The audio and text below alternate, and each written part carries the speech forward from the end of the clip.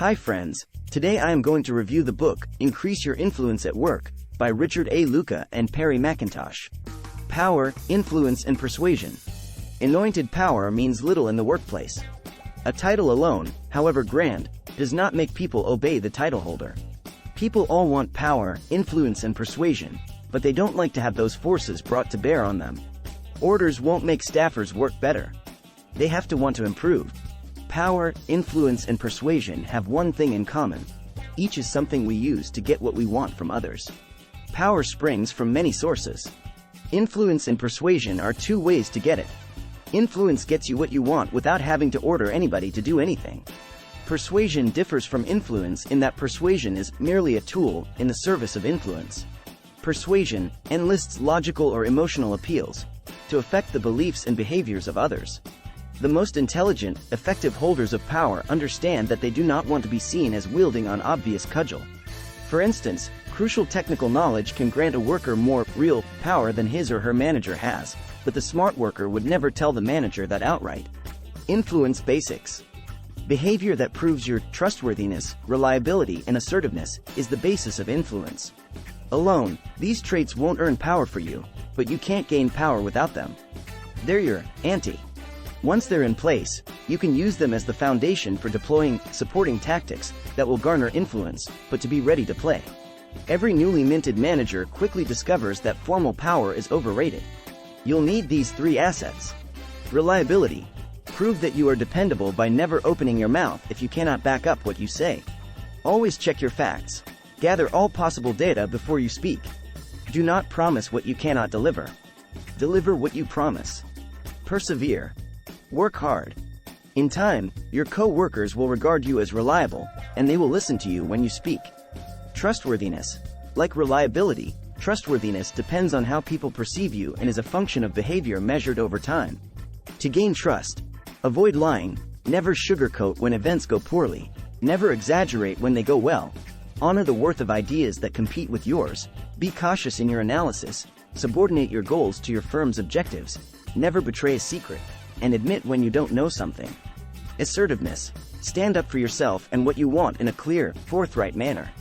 If you conceal your talents, denigrate your achievements or let others bully you, your influence will dissipate. Being assertive requires self-esteem.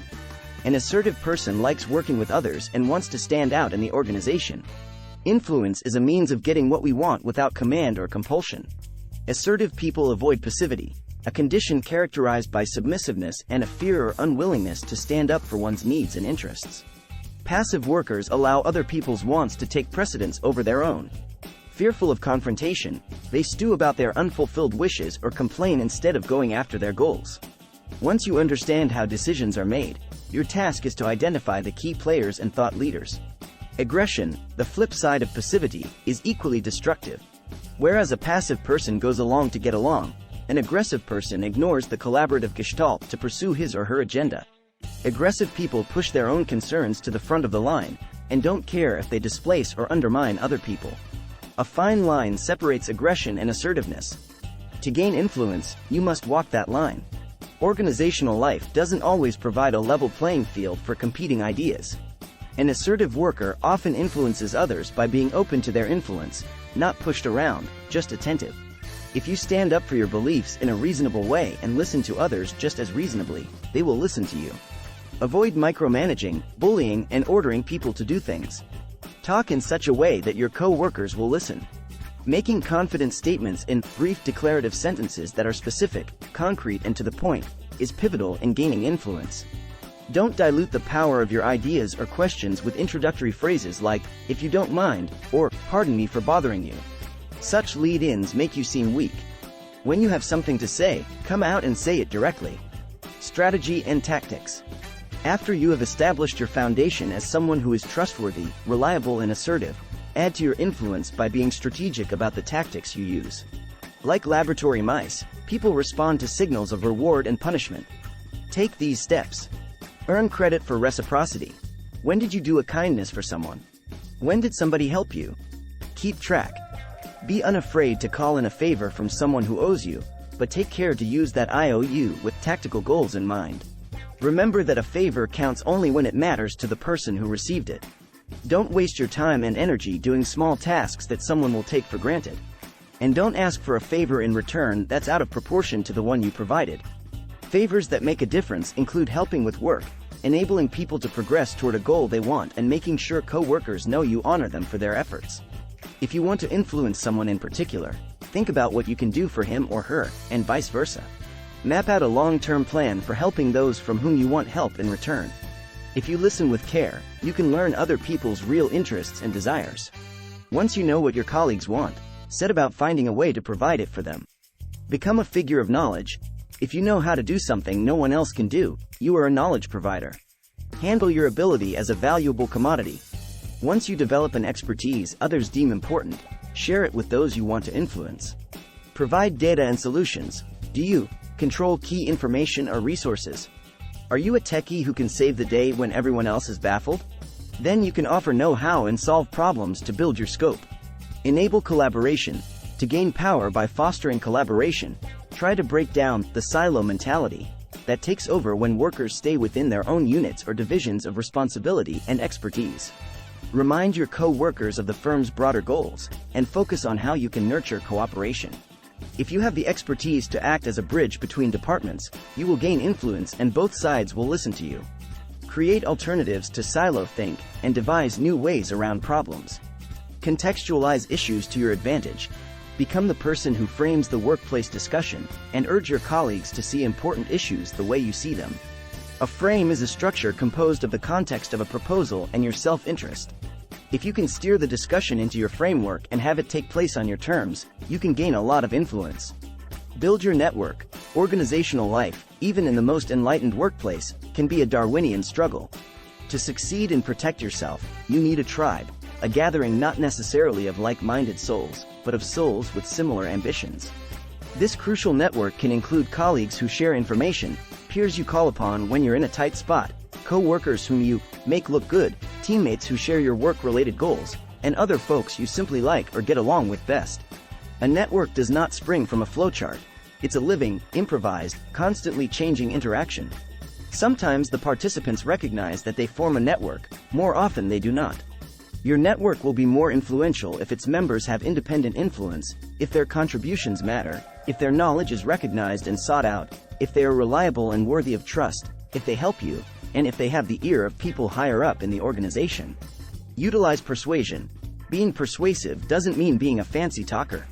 To change the way others think and act, you must have insight into what they care about and desire. Aristotle said that for speakers to be persuasive, their audiences must believe them, they must understand the audience's thoughts and feelings, and they must employ logical reasoning.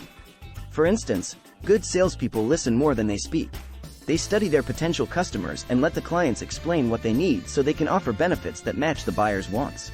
The three most important listening tactics are probing, asking people what they think or want; clarifying, discussing issues with people to be sure they can define their own desires; and signaling, making it clear that you are attuned to the spoken and unspoken content of someone's answers. Mapping your influence. To become a thought leader, someone others see as influential, you must figure out who already influences whom in your organization. An excellent way to determine the structure of how influence flows is to draw an influence map. Write the name of a co-worker. Then, using arrows of varying thickness to connote differing levels of influence, connect that co-worker to others in the organization. Note with care which person ends up in the center of your map with the thickest arrows going from and toward his or her name. That is the person you want to influence first. A successful appeal to the heart will outweigh weaknesses in the logical case. No one becomes persuasive without connecting to people's emotions and their inner logic, their rational problem-solving processes. Logic only works to a certain point. Appeals to the heart have limits, too. When you skillfully combine these two elements, they are usually irresistible. To present an idea persuasively, outline its benefits and features. Benefits are the perks others will derive from your actions. Features are the action's major characteristics. Beware of confusing the two. Never make an important appeal without addressing both. Many unpersuasive speakers fall in love with the symmetry of their own ideas and do not spend enough time addressing what others will gain. Avoid that pitfall. Pay attention to what those around you need and want. Speak to them simply, declaratively, and confidently. State your case plainly and let others embellish it for you as they listen and contribute. Influencing your peers and subordinates. Contemporary workplaces specialize in equality.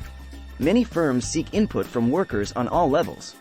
This means that gaining influence is a matter of affecting not only your boss but also your peers and those who report to you. If you want to influence peers, through example, whatever you're doing must be visible. To steer a subordinate, you must have demonstrated your trustworthiness over time. Avoid directly bossing people around or reminding them that they are below you in the hierarchy.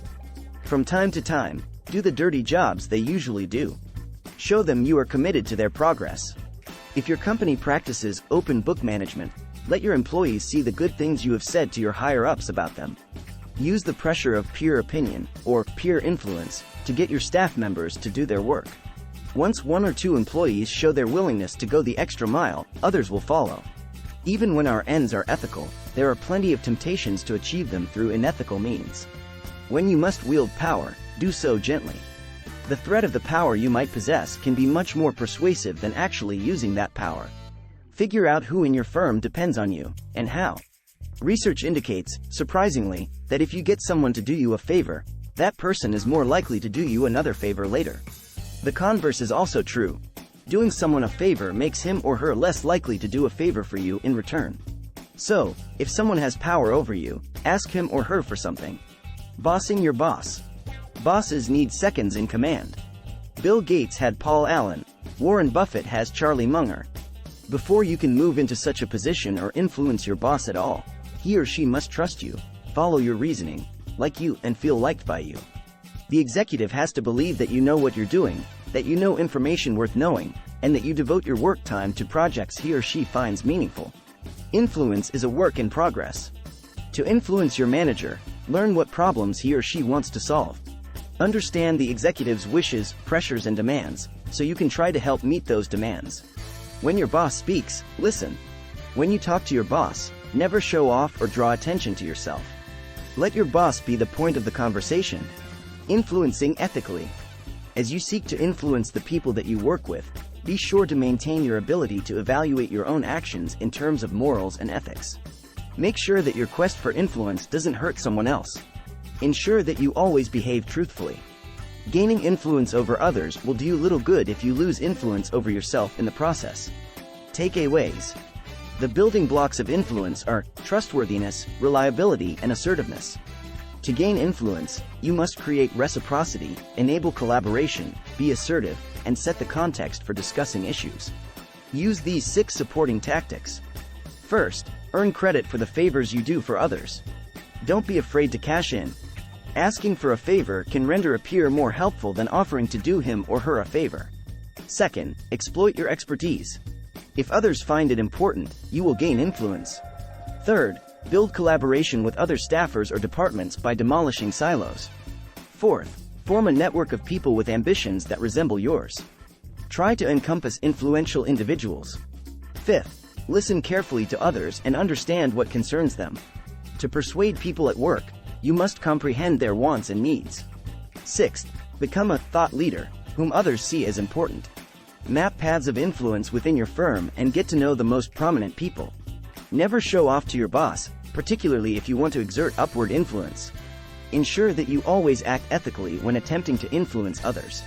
If you enjoyed watching our content and want to stay updated with our latest videos, we'd greatly appreciate it if you could subscribe to our YouTube channel. Your support truly means the world to us. Thank you so much for tuning in and watching.